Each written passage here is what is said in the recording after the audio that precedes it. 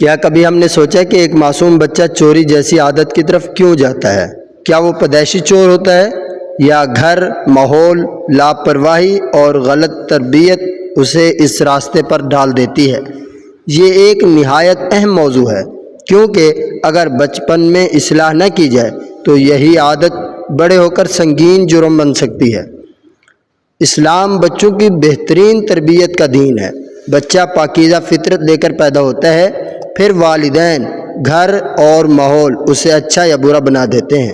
اگر بچہ چوری کرے تو صرف اسے ڈانٹنا کافی نہیں، بلکہ اصل وجہ تلاش کرنا ضروری ہے۔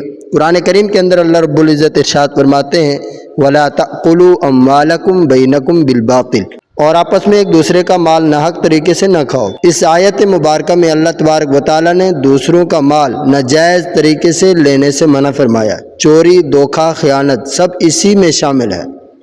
بچوں کو ابتدا ہی سے حلال اور حرام سکھانا ضروری ہے۔ حدیث پاک کے اندر آتا ہے، رسول اللہ صلی اللہ علیہ وسلم نے ارشاد فرمایا، ہر بچہ فطرت سلیم پر پیدا ہوتا ہے، پھر اس کے والدین اسے بدل دیتے ہیں۔ یعنی بچہ صاف دل اور معصوم پیدا ہوتا ہے، اس کی شخصیت گھر اور ماحول بناتا ہے۔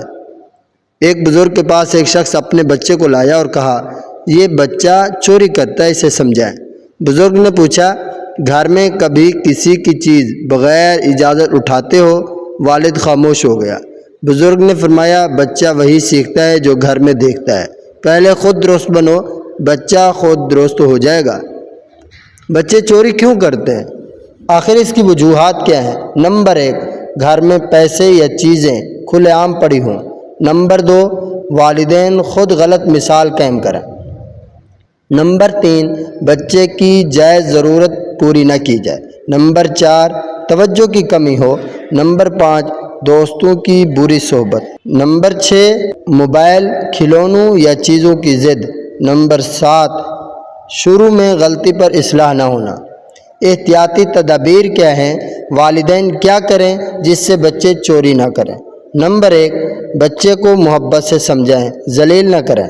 نمبر 2، حلال اور حرام کا فرق سکھائیں۔ نمبر 3، اس کی جائز ضروریات پوری کریں۔ نمبر 4، اچھے دوست اور اچھا ماحول دیں۔ نمبر 5، گھر میں امانت داری کا نمونہ بنیں۔ نمبر 6، پہلی غلطی پر سخت مار کی بجائے حکمت سے اصلاح کریں۔ نمبر 7، نماز اور دینی تعلیم سے جوڑیں۔ اگر بچہ ایک بار چوری کرے تو اسے چور نہ کہیں، کیونکہ لقب انسان کو ویسا بنا دیتا ہے۔ اسے محبت سے کہیں، تم اچھے بچے ہو۔ یہ کام اچھے بچے کا نہیں، بچے قوم کا مستقبل ہیں۔ اگر ہم نے آج ان کی اصلاح کی تو کل معاشرہ محفوظ ہوگا، اگر ہم نے غفلت کی تو کل پچھتانا پڑے گا۔ اگر آپ چاہتے ہیں بچوں کی تربیت، اسلامی واقعات، اصلاحی بیانات اور ایمان افروز نصیحتیں سننا تو ہمارے چینل راہ صداقت کو ضرور سبسکرائب کریں۔ یہاں دلوں کی اصلاح اور زندگی کی کامیابی کا راستہ بتایا جاتا ہے۔ راہ صداقت سچائی اور ہدایت کا سفر ہے۔ اپنا بہت خیال رکھیے گا، میرے واسطے دعا کیجیے۔ میں ہوں آپ سب کا محمد صداقت اللہ۔